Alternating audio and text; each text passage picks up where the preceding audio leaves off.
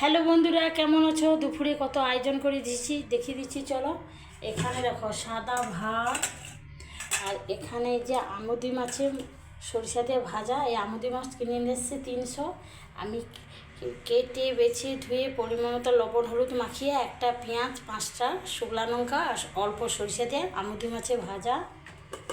আর এই যে বাজারে বাঁধাকপি কিনে নিয়েছি, সাইডে যে বড় বড় পাতা ফিকাবে না, সুন্দর করে ছোটো ছোটো করে কাটতে প্রেসার কুকারে 4টে সিটি মেরে নেবে। এর সাথে কিন্তু ছালা আলু 3 পিস আলু দিচ্ছি আমি, ছালা সস আলু ছাড়াইনি। ওইখানে কাঁচা ছোলা ভিজিয়ে রেখেছি, এই বড়ো পাতা দিয়ে করে বাঁধাকপি বড়ো পাতা দিয়ে করে ভাজা করেছি।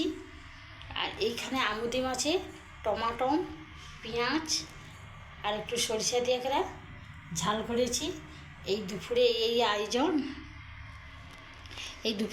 আয়োজন করেছি। ভালো লাগলে লাইক করবে, শেয়ার করবে, কমেন্ট করবে। আগামীকাল দেখা হচ্ছে, সবাই ভালো থাকো।